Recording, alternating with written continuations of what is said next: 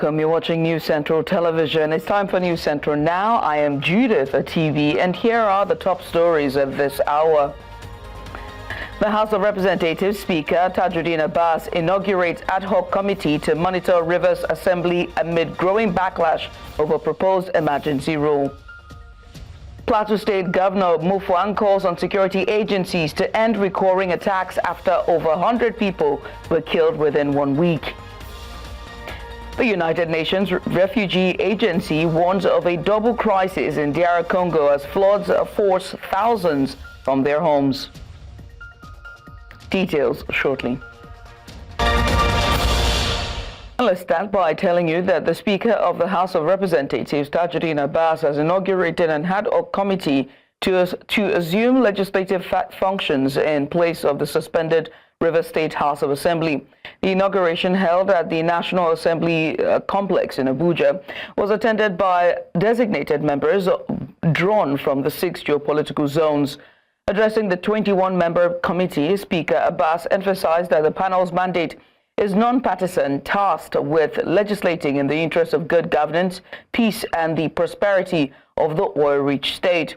House Leader Professor Julius Uhubure will serve as chairman of the committee, with Ali Issa from Gombe State appointed as deputy chairman. Other committee members include Idris Washe, Aliyu Mukhtar, Sada Suli, Idoma Igariwe, and Shehu Rija. Also on the list are Wole Oke, Akahi Amadi, Patrick Umo, Issa Anka, and James Faleke. And now to the killings in Plateau State, as the governor of the state, Caleb Mufwang, has commiserated with the families of the victims of the Sunday's midnight attacks in Ziki and Kimakba communities in Kwali District, Bassa local government area of Plateau State. The governor described or demonstrated his concern while addressing journalists after the enlarged Security Council meeting with chairmen of all of the local government areas in the state.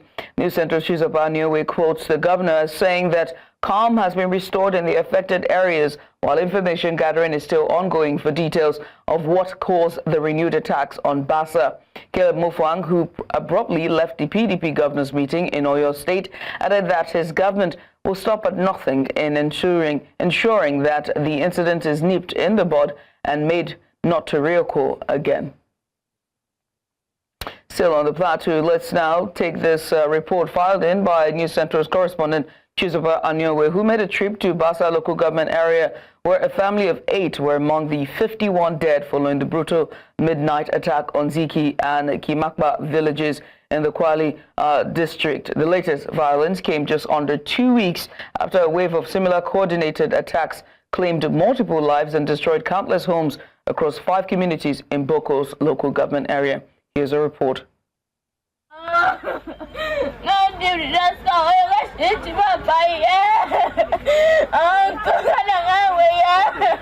It is a feeling of heartbreak, anguish, and hopelessness that these locals woke up to after midnight attacks into communities of Zike and Kimapa.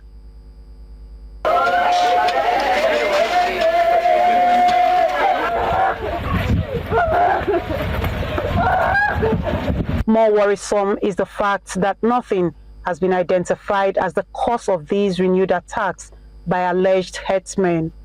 About 12, after 12, we discover some militiamen known as herdsmen who invaded Ziki, Kimakpa community in Kol district of Irigwe Chiefdom Bassa local government area.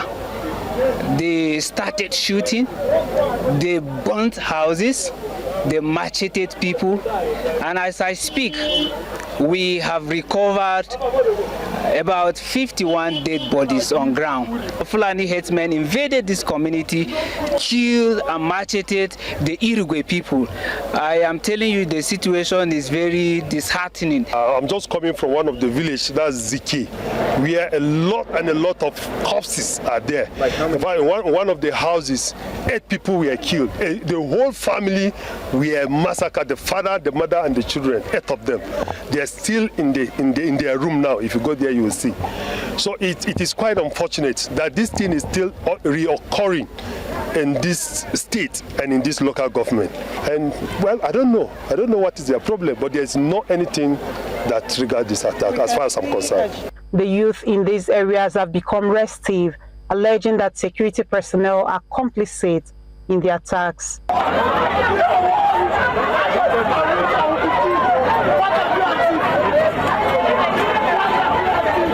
Another source of concern is that this new attack is coming less than 10 days after the National Security Advisor, Nuhu Ribadu, Chief of Army Staff, Lieutenant General Olufemi Oluyede, and the representative of the Inspector General of Police, Olukayode Ebetokun, visited Plateau State, assuring of security in the state. The way out of this situation is what everyone is looking forward to. What we want to be done, we want justice in Uruguay Chiefdom, and we don't want to see any Fulani man in this community again. Yes. We want them to stop coming and stop attacking them. If not, I said if not, I'm talking as a woman, what the wrath of God will fall upon these Fulani people. We are tired. We are tired with what is happening in our land. We don't want this thing to be repeated again. Enough is enough in Uruguay land. We want peace and we want justice. And what is happening? The government are keeping quiet. We don't know why. Are we not human beings? We have called on the state government, and in fact, even we have cried even with the federal government to create this police outpost across boundaries to tackle this kind of event.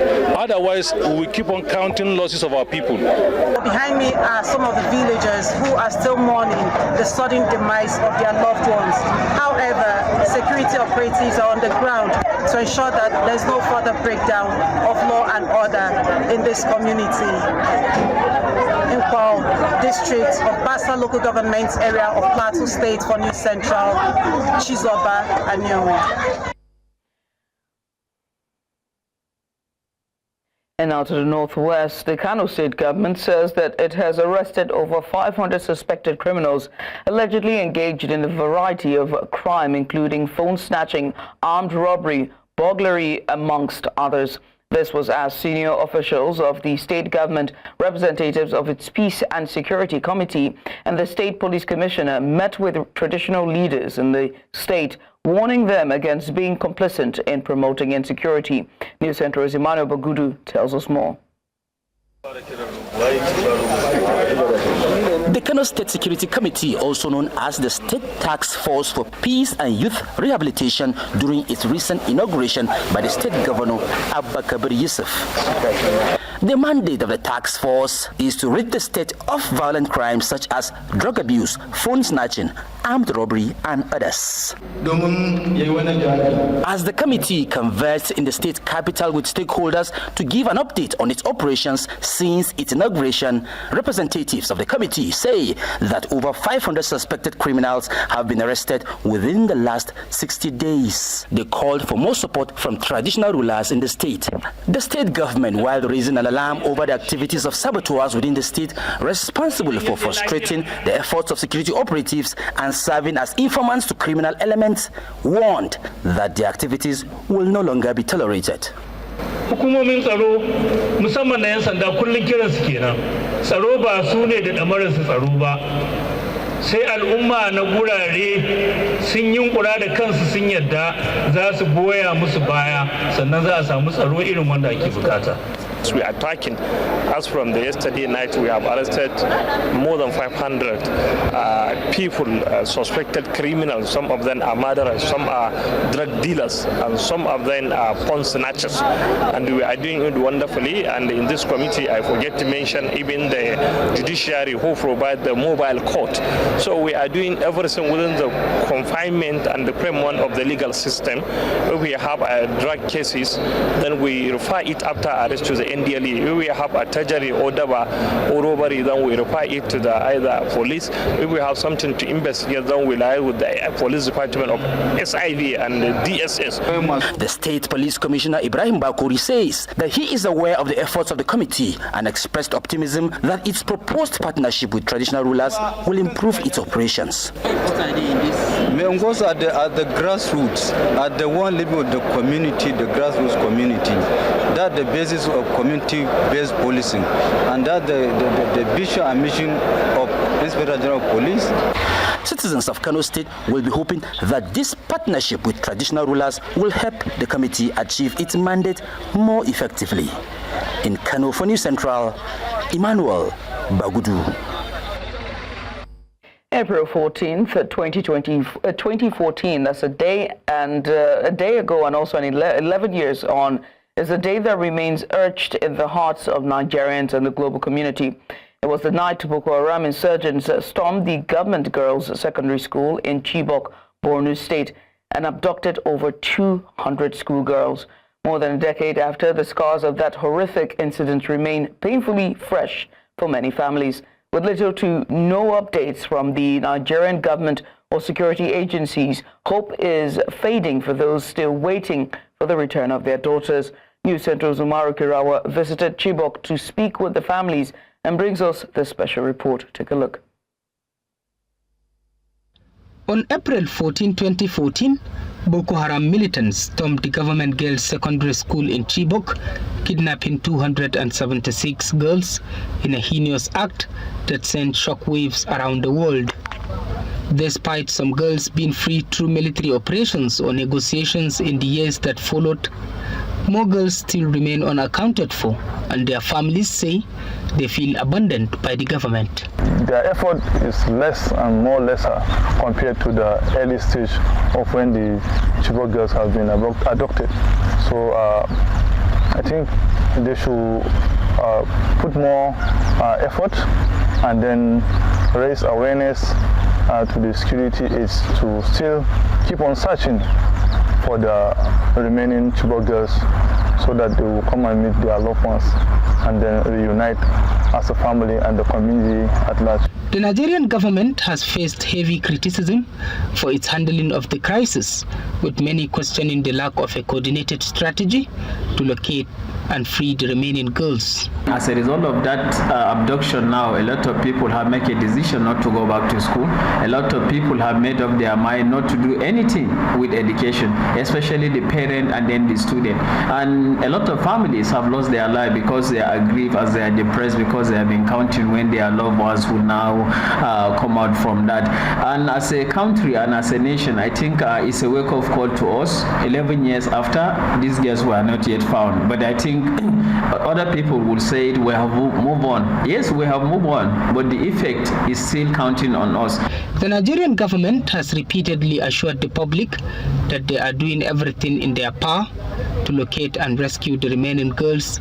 But for many in Chibok, these assurances have become empty words. Muna kuka tuni waɗannan 'yan mata wanda ba su fita ba. Yanzu namu akwai nasu bai fita ba, ba mu ji daɗi ba babana. Yana sa mu hawaye mun ga iyaye din. Yana sa mu tunani. For those whose daughters remain missing, the 11th anniversary serves as a painful reminder that the fight for justice and reunion continues, but with dwindling optimism. Every day, a young girl is being kidnapped, is being denied, is being abducted, is being killed in this part of the country. And this is really a source of concern. If something is not done, this is going to have a long-term effect on the human capital development of the communities, on the girl child education, and even the economic of the nation, because there is saying that when you educate a woman, you educate a nation. And when that woman is afraid to go to school for her to grow and contribute, then we have a very backward nation. 11 years is a long time for an individual to go missing, and true optimism is dwindling for the families of the Chibok girls that have remained missing. They still hang on the shreds of whatever hopes they have left to be reunited with their loved ones. In Maiduguri for News Central, Umaru Kirawa. The governor of Imo State, Hope Uzodinma, has expressed appreciation for the Vanguard Infrastructure Governor of the Year award, which he recently received.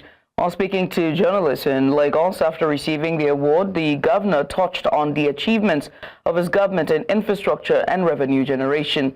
He also responded to questions of insecurity, local government autonomy, the situation in Rivers State, and a possible rival coalition party. News Central's lead correspondent Bernard Akede has more.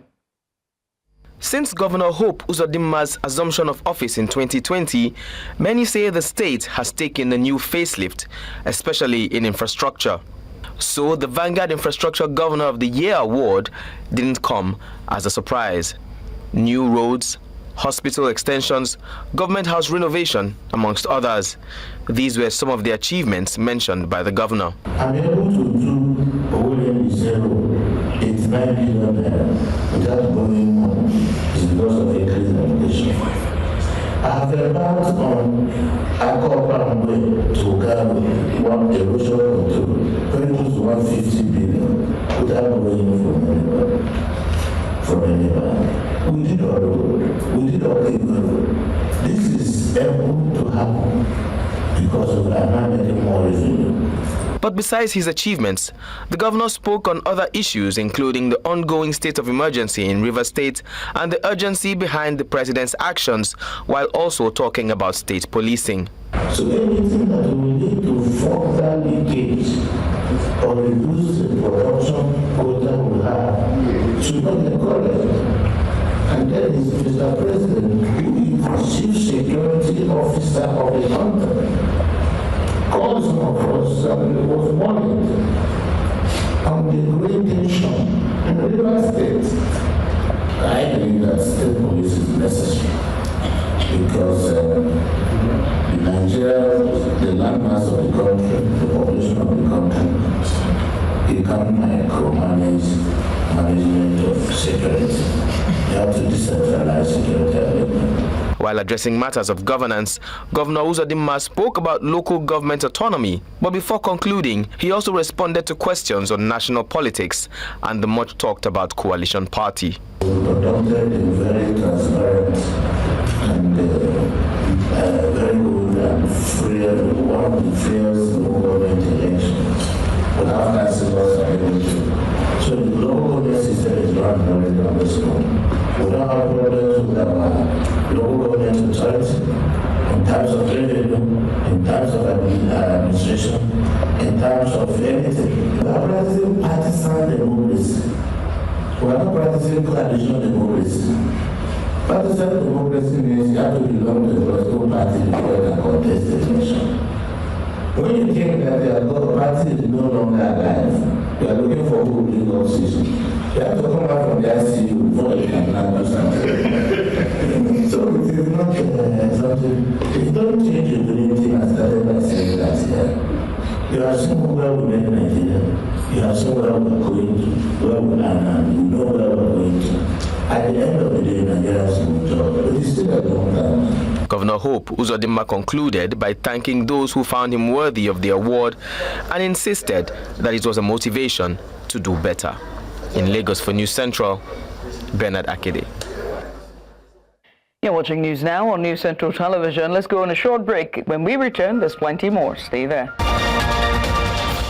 And you're welcome back. We'll circle back to Plateau State following the killings in Zaki and Kimakwa communities in Kwal District, Bassa local government area of Plateau State, as the governor commiserated with the families of the victims of the Sunday midnight attacks in those communities. The governor has also demonstrated his concern while addressing journalists and saying that more needs to be done when it comes to security. And to that effect, we'd like to go in depth into discussions regarding the recurring killings. To do that, we're joined virtually by Ejike Okpa. He's a global affairs analyst. He joins us now from Dallas, Texas for more insight. Mr. Okpa, many thanks for doing this with us. Very sad what's happening in Plateau and worrying. What is your opinion? What in your opinion is the real issue on the Plateau? Just when you think about, thinking that we're at the end of the tunnel and, the people of Plateau have somewhat gotten peace, this just pops out of nowhere. What's really happening? Hey, thank you for having me. It is very sad because this is not a new thing. Since 1999, since the advent of civil war in Nigeria, the Plateau area has always had this conflict, and it makes you wonder, why so much hatred on people that look alike? Is it religion? Is it culture? What is it? What gives people this impetus to slaughter each other just for what? And then to add insult, to the injury, the government, whether they are federal or state, appears incapable. These are not foreigners. These are not ghosts. These are Nigerians doing it to Nigerians. So why can't they come to terms? What is it? What is the fight for? What are they fighting? So it makes the Tinubu administration, and of course, he didn't start during his time, but it makes him and it makes the governor, even the regional governors that are close to Plateau. What can we do differently? Nigerians need to start having conversation, speaking with each other. Sometimes the leaders talk at Nigerians or talk to Nigerians. When you talk to people, it's out of convenience, but when you talk with people, it is you're about to listen. You want to know what is the grievances in order to address it.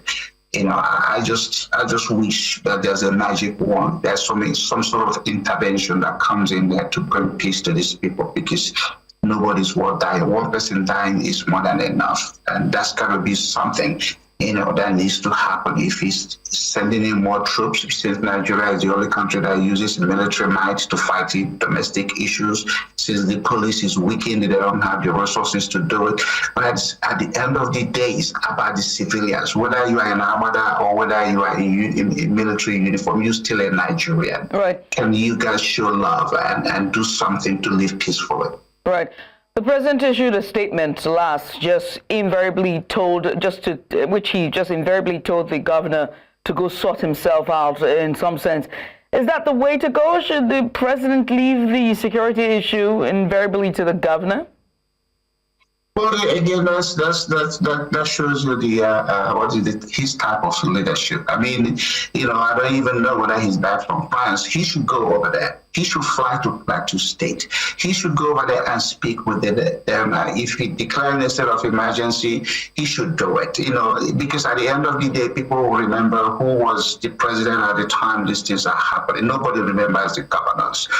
So, Tinubu, if he's really sincere about what is going on there, fly to Plateau, call the various emirs or whomever the leaders are, call the chairman, have a town hall conversation with them.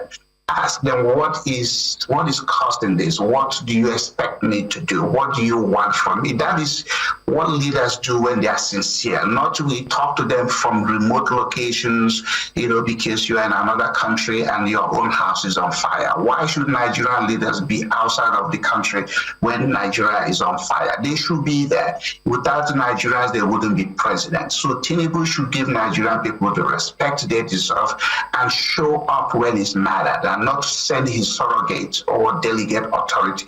People want to see the president. They don't want to see him on TV. They don't want to see him in an airplane flying to somewhere else. Be with the people that made you the president. And don't, quit the smile, quit the clapping. There's nothing to clap about what he's doing. There's nothing to clap about the state of situation in Nigeria. They should show some public sentiment about the seriousness of the situation, but they don't do it. Anytime you see a bunch of the senators or the governors, they are laughing. What are you laughing at? Life is very hellish in a healthy country, and nobody seems to care about it.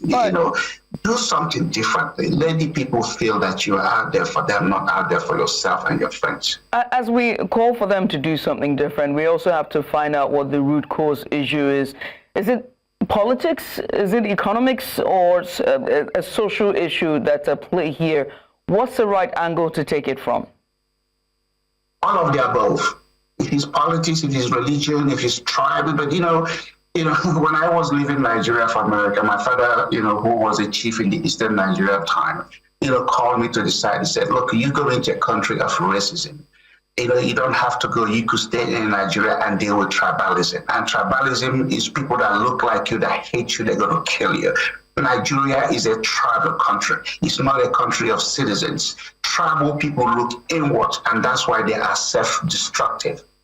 Nigeria should start to mentally migrate to become citizens, because citizens have outlook, and citizens are people that feel like, hey, I may not have been born here, but I live here now, and I'm going to make it my home, and I'm going to make it work and make it be as comfortable as possible. So Nigeria should start having that conversation. You're a Muslim, you're a Christian, or a non-believer. We are still a human being. The labels we put on ourselves is what causes the conflict. Or you Fulani, you Hausa, you Yoruba, you Igbo.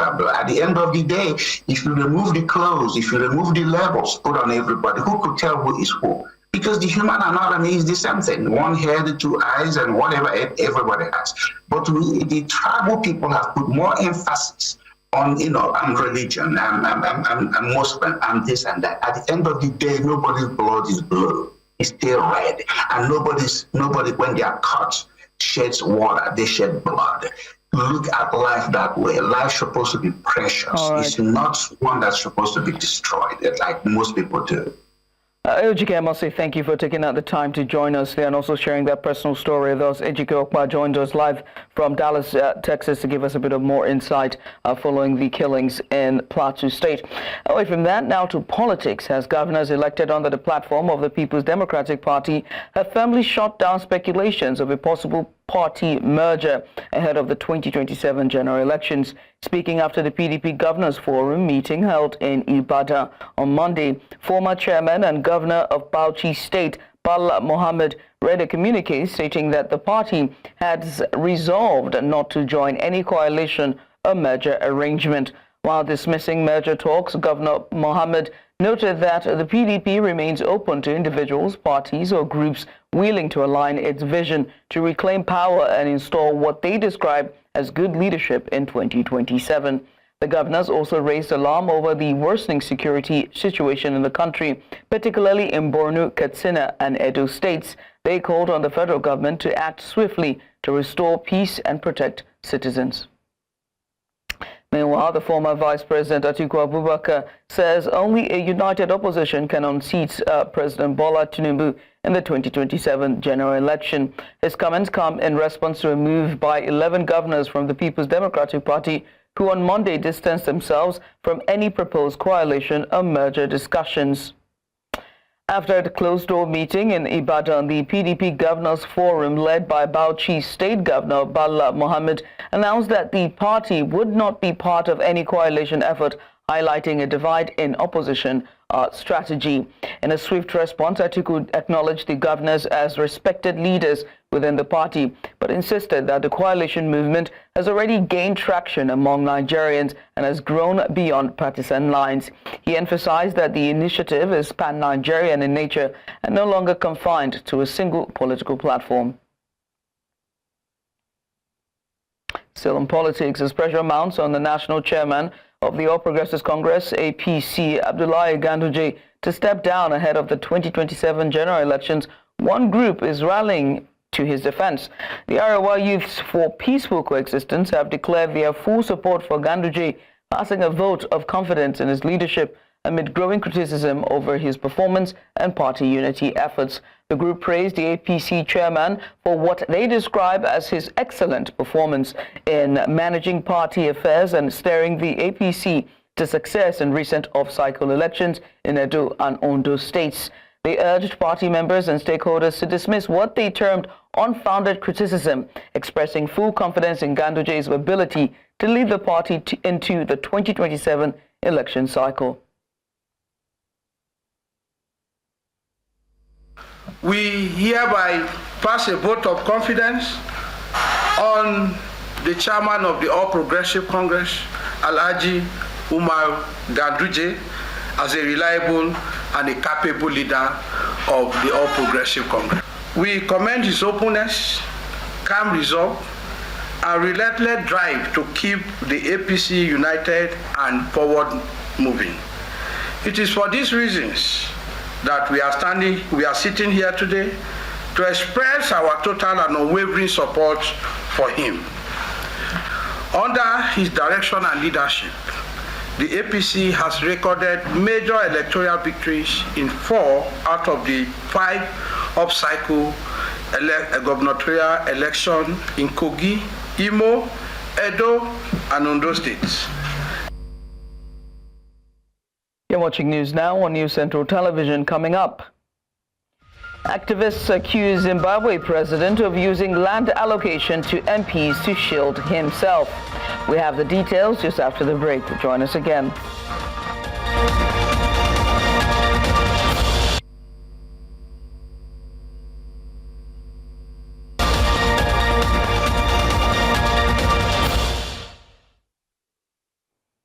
Hey, welcome back. The UN Refugee Agency on Tuesday said severe flooding in Tanganyika province in the Eastern Democratic Republic of Congo has displaced nearly 10,000 people following weeks of intense rainfall. The Rugamba River burst its banks, inundating large areas of Kilimi and Iyodzo, damaging homes, schools, and farmland.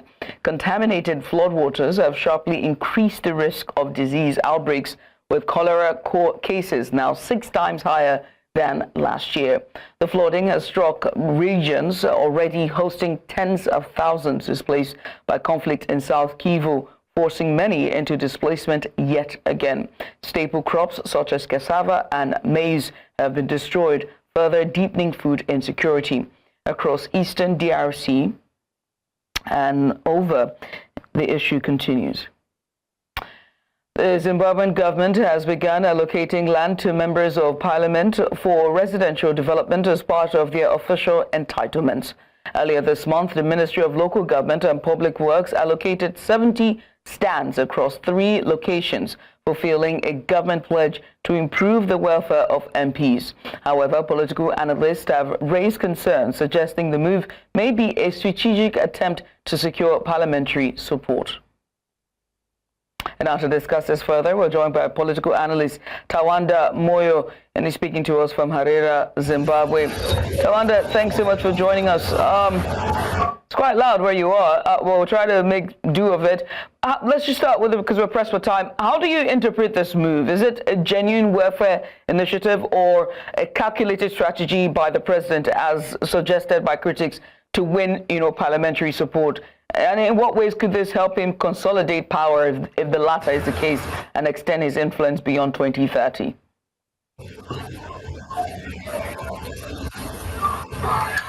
It's definitely a move. It's definitely a move by the government to sort of buy off the MPs so that they support his presidential ambitions. He's been trying to extend beyond the legal limit when he's supposed to step down in 2028, and this seems like a calculated move to get parliamentary support to endorse that. And it seems like it will work because what's going on is that in Zimbabwe, the opposition is basically captured and emasculated by the government. So these offerings of money and land will definitely take the MPs and then put them in his corner. All right, and just finally, because we understand that your network is it's really poor there, but we'll try to bring you on for more on this. But Tawanda, we do have to let you go. Apologies. Many thanks for doing this with us. Tawanda Moyo there, he's a political analyst who joins us live from Zimbabwe to give us a bit of insight following the president awarding land to for parliamentary support.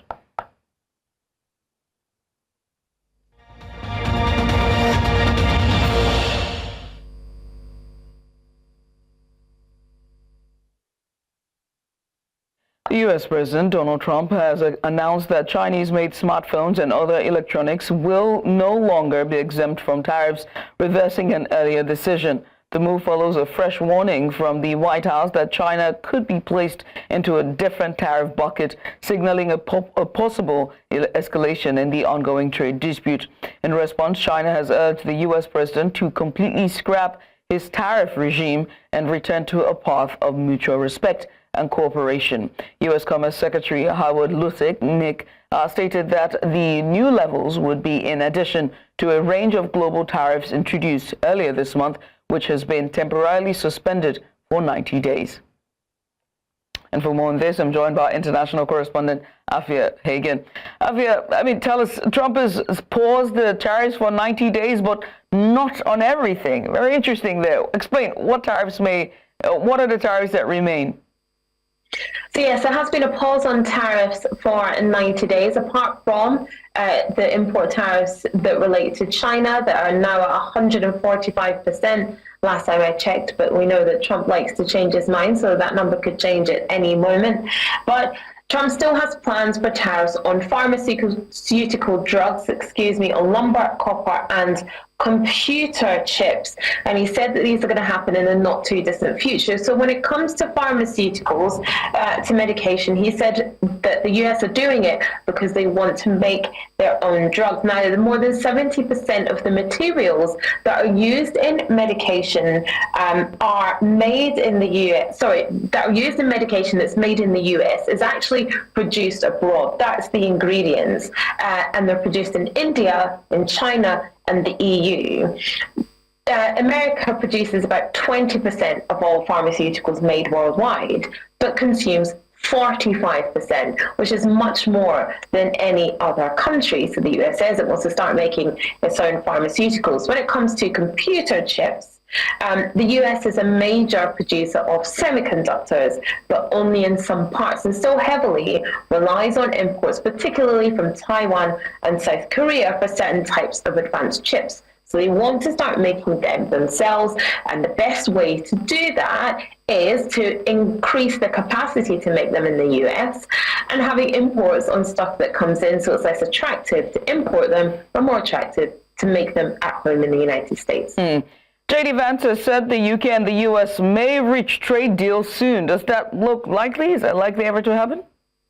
That's something that Sir Keir Starmer, the UK Prime Minister, would absolutely love. We could have a favourable trade deal between the UK and the US. Now, J.D. Vance has been talking about this, and he said we're certainly working very hard with Keir Starmer's government. He said of the president that he really loves the United Kingdom, he loves the Queen, he admires and loves the King. It's a very important relationship. Now, meters and meters and meters has been written about the special relationship that exists between the United Kingdom and the United States, and that may lead to us having a more favourable trade deal than perhaps the EU or any other country that's around us when it comes to the United States. But I think a lot of that will rely on the type of diplomacy that can be done going forward, and particularly, on our diplomat-in-chief, which is King Charles III, how much he can lay on the pomp and pageantry of the royal family to smooth the way for Donald Trump to give the UK a favourable trade deal. Well, Afia, many thanks. We appreciate you for coming on, giving us insight, and we will continue the discussion in our later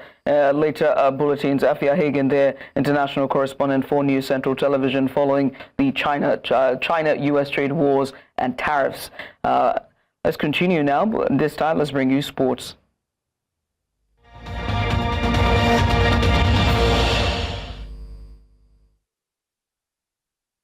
Biola Adeshokwe and Tajuddin Ogunbiade, they wrapped up Team Nigeria's campaign at the ITTF World Para Future in Jordan, adding a fourth gold medal to the country's medal haul by winning the men's double classes 14 and 18 with a 3-1 victory, while Nigeria got a fifth courtesy Alabi and Obazoye in the mixed doubles chase classes, and that's 17 and 18 on the final day.